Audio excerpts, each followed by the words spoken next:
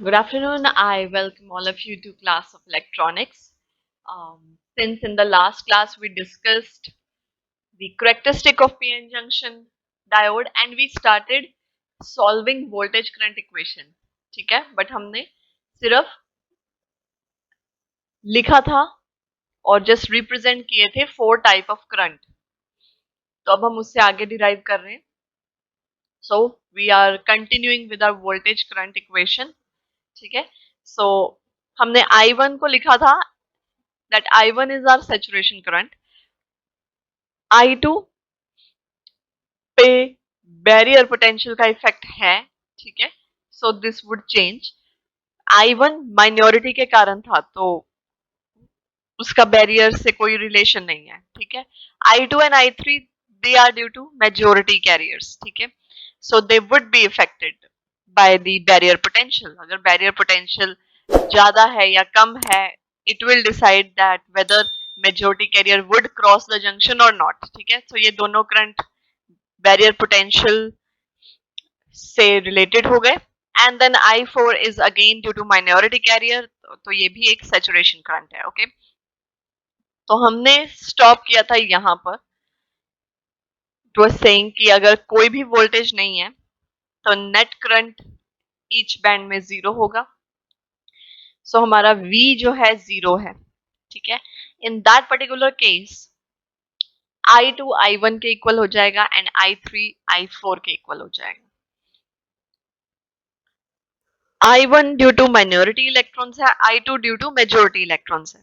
ठीक है, तो अगर कोई वोल्टेज हमने अप्लाई ही नहीं किया क्रॉस द जंक्शन, तो in that case what ever flow is there due two electron, वो करंट आपको ऑलमोस्ट सेम ही मिलेगा जब हमने खुद से कोई एक्सटर्नल बैटरी नहीं लगाई. ठीक है, तो वो माइनॉरिटी फ्लो करें, माइनॉरिटी इलेक्ट्रॉन या majority electron, ultimately the current due two electrons would be almost the same. तो इसलिए हमने I2 equal to I1 कर दिया if our V is 0, or in other words we can say that if there is no external battery. Similarly, जो I3 था that was due to majority holes and I4 was due to minority holes. ठीक है, तो अब जब आपने external battery ही नहीं connect की, so क्या majority and क्या minority carrier, holes are holes. So in that case also ये दोनों current same होंगे. If that is the situation, तो यहां पर अगर हम ये जो I2 है, अब I2 I1 के इक्वल हो चुका है. ठीक है, और यहां पर हमारे पास ये I2 का फॉर्मूला है जो हमने लिखा था. अब आप देखो, अगर इस I2 में अगर हम V को 0 कर दें, अगर इस इक्वेशन में V 0 हो जाए तो क्या बचेगा? I2 would be C1 exponent minus E VB upon KT. ठीक है, ये टर्म आ जाएगी और I2 इज I1. ठीक है, तो हमने एक ये इक्वेशन पिक कर ली और एक ये इक्वेशन पिक कर ली which is saying I2 is equal to I1. तो अब हम क्या कर रहे हैं, हम जो लेफ्ट हैंड साइड है उसमें हमने I1 लिख दिया और राइट हैंड साइड पे हमने ये वाला पोर्शन लिख दिया. ठीक है, here in this I2 if we put V is equal to 0 तो हमारे पास ये वाली टर्म बचेगी C1 e raised to power minus E VB by KT. But now we know since there is no external battery or no voltage is applied across the junction, so I2 is equal to I1. तो चाहे आप I2 लिखो या I1 लिखो, it is same thing. तो हमने अब यहाँ पर I1 लिख दिया. ठीक है, so इन दोनों इक्वेशन से we have obtained this thing. और अब अगर हमने सिंपल C1 निकालना है, बिकॉज C1 क्या था, एक कांस्टेंट था, तो यही एक अननोन क्वांटिटी है. तो C1 क्या हो जाएगा, जस्ट बाय क्रॉस मल्टीप्लाइंग ये आ जाएगा I1 e raised to power plus E VB by KT.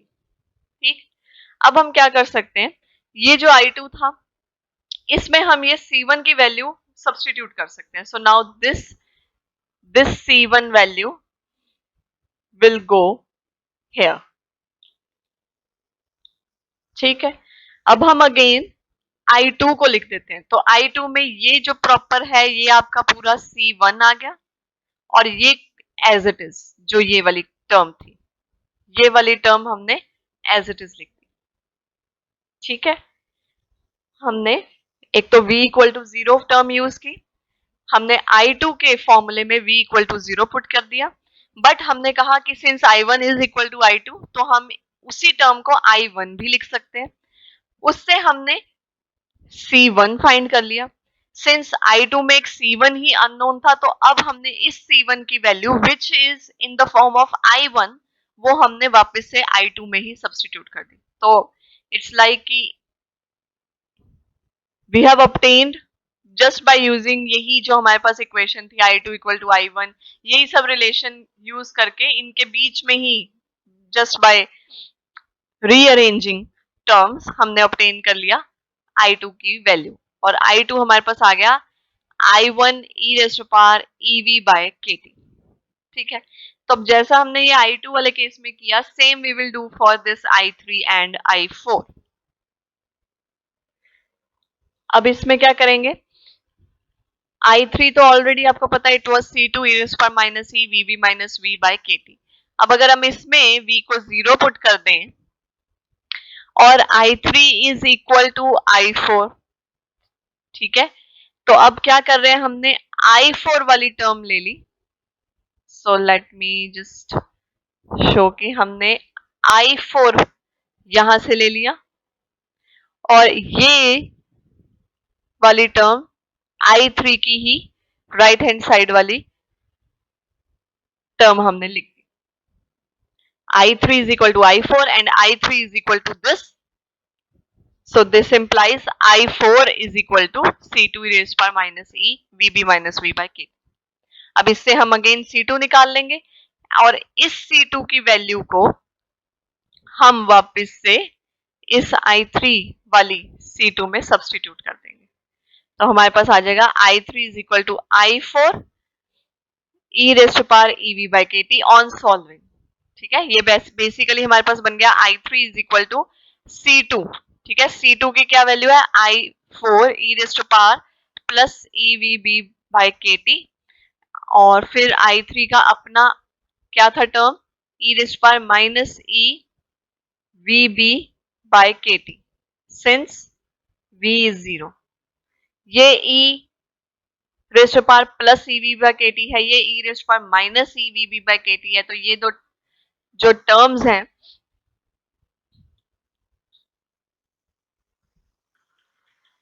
here again make sure that we are substituting the value of C2 in I3। ठीक है, तो I3 के केस में तो we will write VB minus V by KT। ये जो C2 की value है, this we have obtained using the formula that V is 0, using the notion that V is equal to 0 since we have not applied any external battery। But ultimately जब हम वापस से I3 में substitute करेंगे तब हम e raised पर minus E VB minus V by KT ही लिखेंगे। तो अब क्या होगा, plus EV by KT and minus EV by KT they would get cancelled and we would be left with simply e raised पर EV by KT। तो यानी दोनों currents I2 and I3 which were due to majority carriers, उनको हमने I1 and I4 की term में लिख दिया respectively, where I1 and I4 are the currents due to minority carrier। हमें पता है कि the current due to minority carrier is not that significant। ठीक है, it's very very less। reverse biasing में भी हमने कहा कि whatever current is there that is due to the flow of minority carrier because the junction is so wide that it doesn't allow majority carriers to cross the junction, right? जो depletion region है, it is so wide that it doesn't allow the carriers to cross the junction। तो उसमें अगर कोई current है, that is only due to the flow of minority because minority n में p type present होते हैं और p में n टाइप प्रेजेंट होते हैं, इलेक्ट्रॉन प्रेजेंट होते हैं, तो इस कारण थोड़ा बहुत माइनॉरिटी करंट होता है and that too is in the form of micro ampere.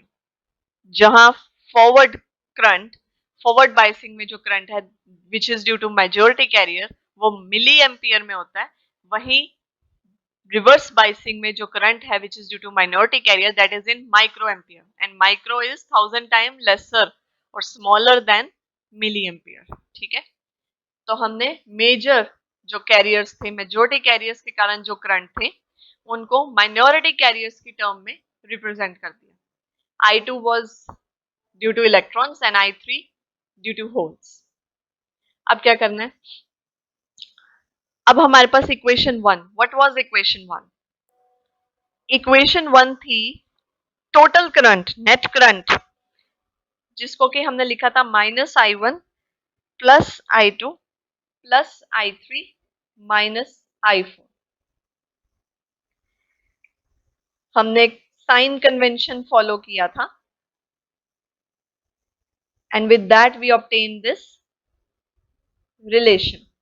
वैसे तो नेट करंट सभी करंट्स का सम है, बट हमने कहा था कि जो current right to left flow कर रहा है in PN junction, we would take it to be negative, and the currents which are flowing from left to right in PN junction, they would be considered as positive। तो ये notion use करके हमने ये formula लिखा था। So now what we are going to do, we know I2, we know I3, I2 I1 की term में है, I3 I4 की टर्म में है, so we have to substitute the values here। तब हम इसमें जब values को substitute करेंगे, तो what is I2?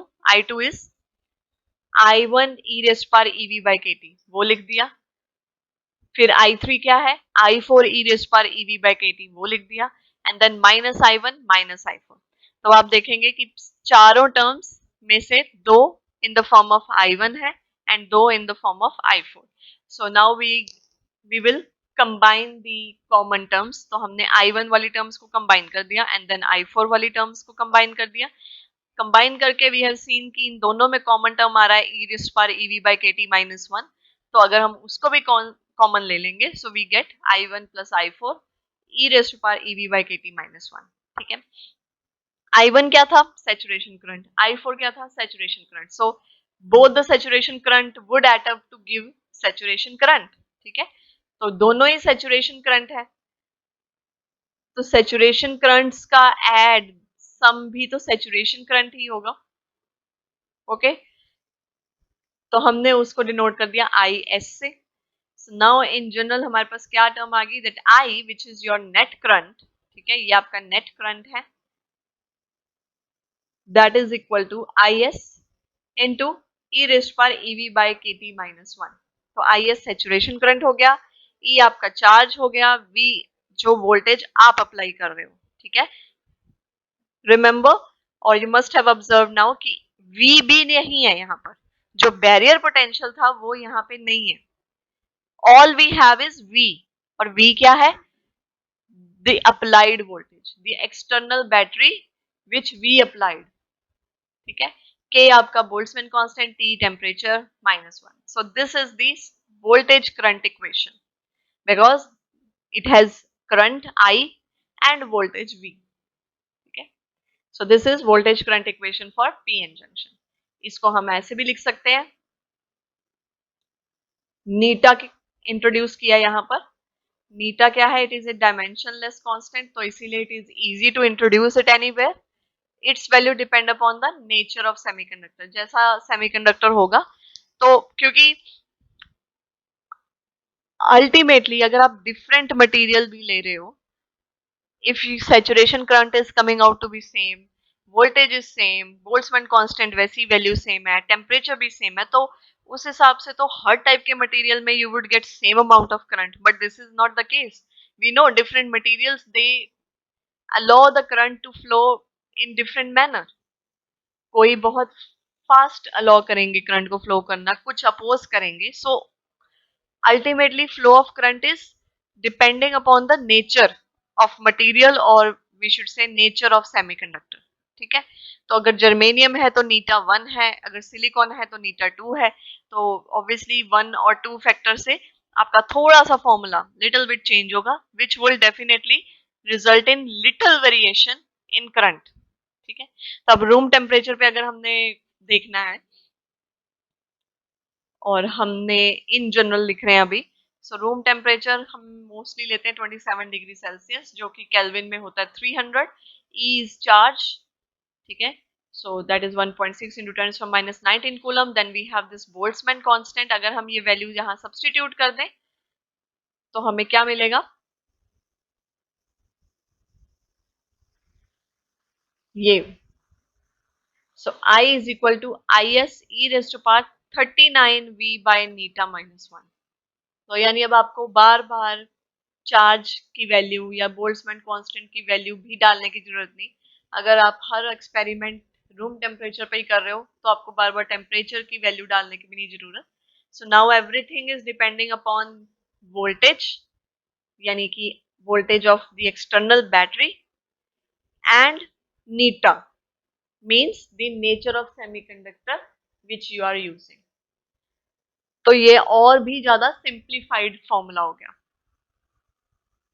रिमेंबर हमने यहां स्टॉप किया था. दिस ये आपका एक्चुअल है नीटा इंट्रोड्यूस करने के बाद. बट अगर आप स्टैंडर्ड वैल्यूज यानी कि ई, के एंड टी, ये सारी वैल्यूज अगर आप डाल देते हो सो हमारे पास और भी सिंप्लीफाइड वर्जन आ जाता है, which is this. So this is the number that we have to remember, 39, and this is the expression. तो again अगर हम देखें variation of I with V, तो it actually follows. अगर आप यहाँ पर V की वैल्यू चेंज करते रहो और नीटा की वैल्यू सब्स्टिट्यूट करते रहो और एक्सपोनेंट से आपको क्लियर होता है कि ये देखो ये जो हमारे पास कर्व आया फॉरवर्ड बाइसिंग के लिए, इट इज नॉट लीनियर. ये इंक्रीज कर रहा है और इंक्रीज कैसे कर रहा है, एक्सपोनेंशियली. तो E का होना जरूरी है. So this exponent in the formula actually tells you कि yes your graph is going to increase exponentially, और वो हो भी रहा है फॉरवर्ड बाइसिंग के केस में, ठीक है. और रिवर्स बाइसिंग के केस में उसने अल्टीमेटली डाउन ही जाना है. So this is what we have. और ये जहां जहां पर कांस्टेंट चलता रहता है that is your saturation current, ठीक है. सैचुरेशन मतलब जहां पर जाकर आप अगर वैल्यू इंक्रीज भी कर रहे हो बट अदर पैरामीटर चेंज नहीं हो रहा, तो इस केस में आप अगर वोल्टेज बढ़ा भी रहे हो current is almost the same. तो ये यहाँ पर सैचुरेशन करंट है. Okay, so this is again वही graph which has both forward biasing and reverse biasing, ठीक है. तो ये जो प्लॉट हम ड्रॉ करते हैं I versus V, this is known as volt ampere characteristic of PN junction. We have volt on the x-axis and ampere on the y-axis. Then we have another term which is volt equivalent of temperature, VT. तो ये जो expression है KT by E, ठीक है, इसके बारे में बात हो रही है. The expression KT by E. अब KT by E एक्सप्रेशन कहां पर आया? वेल डायरेक्टली हमें KT by E नहीं मिला, इनफैक्ट हमें E by KT मिला है. अगर आप यहाँ पे ध्यान से देखें इसमें we are having E raised to power EV by KT. तो ये हमारे पास E by KT है, ठीक है. तो अब हम बात करें KT by, जो इन्होंने नेम दिया है पैरामीटर को, that is KT by E. So ये जो KT by E एक्सप्रेशन है, this is dimensionally equal to work per unit charge. How? ये K क्या है? K इज, इसकी यूनिट है जूल पर केल्विन. ये बोल्ट्जमैन कांस्टेंट है and its unit is joule per kelvin. और T टेम्परेचर, इसकी यूनिट क्या होती है? केल्विन. और चार्ज चलो अभी लिख लो, चार्ज ही है. तो ये तो दोनों कैंसल आउट हो गए, बचा जूल पर चार्ज. और जूल बेसिकली किसके लिए यूज होता है? या तो एनर्जी के लिए या फिर वर्क के लिए, ठीक है. So this means this KT by E is dimensionally equal to work per unit charge, and it is called volt equivalent of temperature. So let's find its value. We know the value of K and then T as it is. After that we can substitute for E. So we get T upon 11,600. So this is the value. अब हम यहाँ पर temperature की value डालकर we can solve और find the value of volt equivalent of temperature. So if we are doing the experiment at room temperature, then T would be 300. And keep this in mind कि जब भी temperature use हो रहा है वो kelvin की terms में ही use हो रहा है. ठीक है, जहां भी इसकी वैल्यू सब्स्टिट्यूट होगी that would be in term of kelvin. तो यहाँ पर सब्स्टिट्यूट किया, so this comes out to be 0.026 volt. So this is volt equivalent of temperature. यानी कि एक पर्टिकुलर टेम्परेचर की कॉरेस्पॉन्डिंग कितनी वोल्टेज होती है, वोल्ट इक्विवेलेंट ऑफ टेम्परेचर. यानी उस टेम्परेचर के बदले आप कितनी वोल्टेज एक्सपेक्ट कर सकते हो, या कितनी वोल्टेज एक पर्टिकुलर टेम्परेचर को आइडेंटिफाई करती है या शो करती है. ठीक है, कि if this is the voltage, so that would tell you कि ये इतने टेम्परेचर के अराउंड इतनी वोल्टेज होती है. सो 0.026 volt is the voltage around this room temperature. Room temperature पे आप इतना ही एक्सपेक्ट करोगे. अब अगर हम वही फिर से स्टैंडर्ड इक्वेशन ले, जो हमारी वोल्टेज करंट इक्वेशन है, I is equal to I S E raise to power v by eta V T minus 1. अब हमने क्या किया, इसमें हमारे पास formula is I is equal to I S E raise to power E V by eta K T minus 1.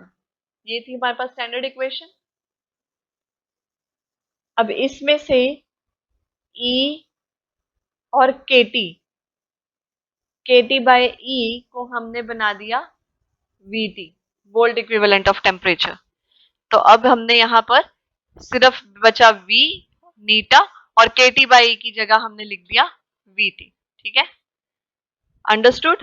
KT bye E की जगह हमने VT सब्स्टिट्यूट कर दिया. सो this is the expression. Now when PN junction is forward biased and applied voltage is very much greater than this volt equivalent of temperature, अगर V बहुत ही बड़ा है, तो अगर आप देखो ये एक्सपोनेंशियल टर्म है और ये पॉजिटिव है, तो ये भी 1 से बहुत बड़ी होगी, बिकॉज यहाँ पर दो ही टर्म्स हैं, आइदर दिस एक्सपोनेंशियल टर्म और दिस 1, और है भी एक्सपोनेंशियल की पावर पॉजिटिव है.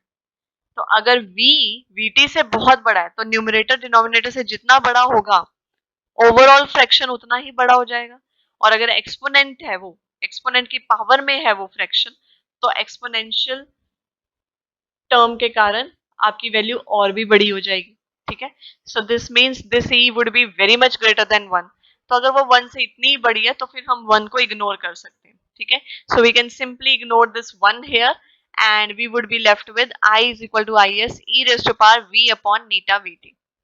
So this means जो फॉरवर्ड करंट है it varies exponentially with applied voltage. जैसे जैसे अप्लाइड वोल्टेज आप इंक्रीज करोगे, आपका फॉरवर्ड करंट इंक्रीज होता रहेगा. And this is what we know. यहाँ पर आप देख सकते हैं जैसे जैसे वोल्टेज इंक्रीज कर रहे हैं, हमारा फॉरवर्ड करंट एक्सपोनेंशियली इंक्रीज कर रहा है. And when PN junction is reverse biased, उस केस में V आपका नेगेटिव होता है. अगर V नेगेटिव है तो e raise to power v by नीटा vt बहुत स्मॉल हो जाएगा, क्योंकि एक्सपोनेंट एक ऐसी चीज है, जितनी पावर इसकी पॉजिटिव उतना ही बड़ा नंबर, जितनी पावर इसकी नेगेटिव उतना ही छोटा नंबर. कि आप कोई पता है कि अगर e raise to power infinity है, infinity is the largest number that we can think of, तो ये तो बन जाता है इंफिनिटी. बट अगर e की पावर माइनस इंफिनिटी है, that could be the smallest number, तो ये बन जाता है 0.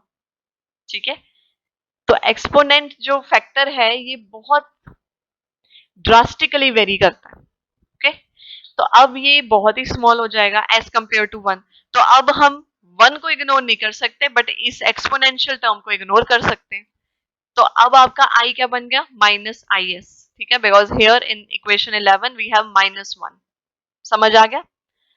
जो भी क्वांटिटी बहुत बड़ी बन रही है as compare to the other one, तो हम उस लेस सिग्निफिकेंट क्वांटिटी को या स्मॉलर क्वांटिटी को सिंपली इग्नोर कर सकते हैं.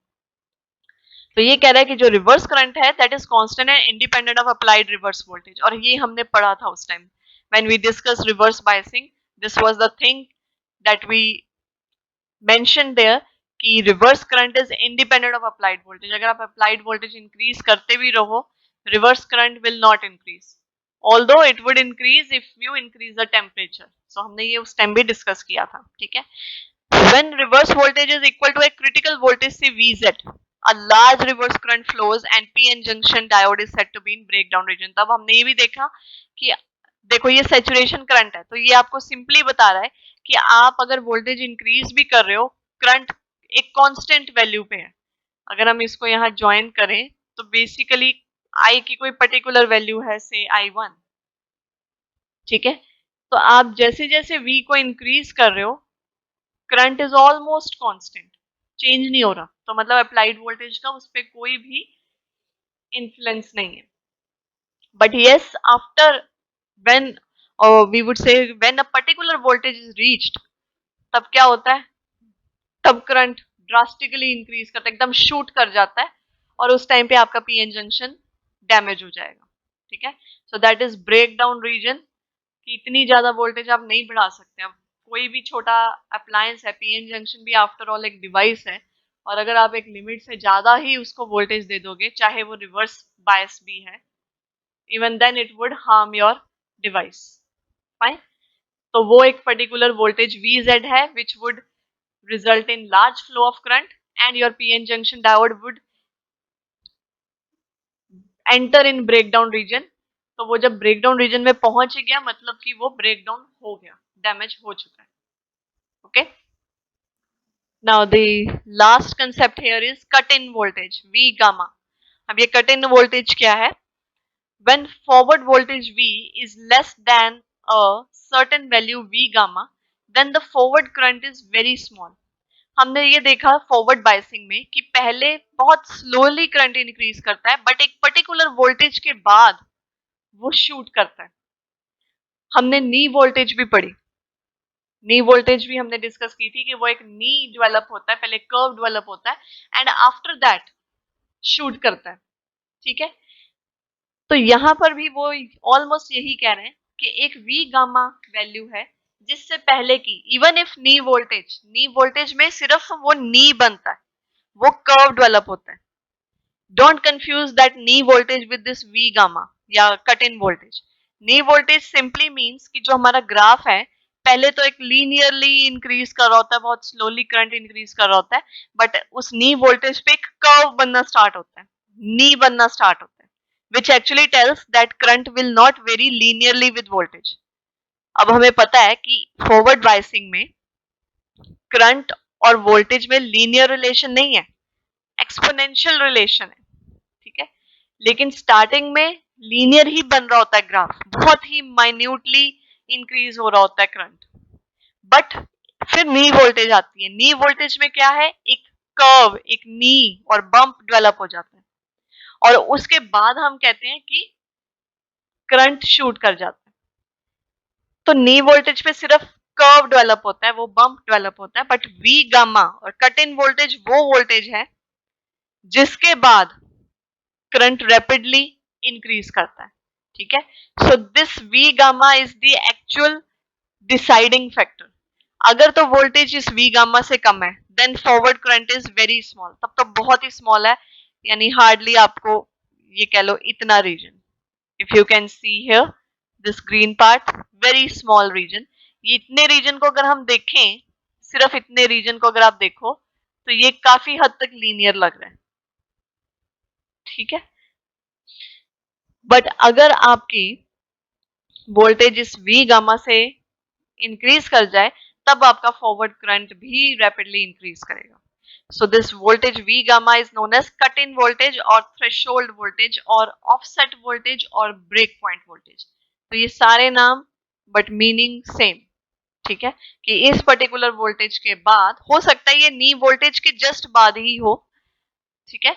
नी वोल्टेज में कर्व बनना स्टार्ट होता है, तो जहां पर कर्व बन रहा है उस टाइम पे नी वोल्टेज होगी, लेकिन फिर एक पर्टिकुलर वैल्यू जो कि very much near to knee voltage होगी, उसके बाद करंट रैपिडली शूट कर जाएगा। So V gamma is different than knee voltage, but obviously they would be very close to each other, ठीक है। सो ये इसके नेम है जो आपको याद रखने हैं। एंड अगेन different materials के लिए we have different value of this cut in voltage.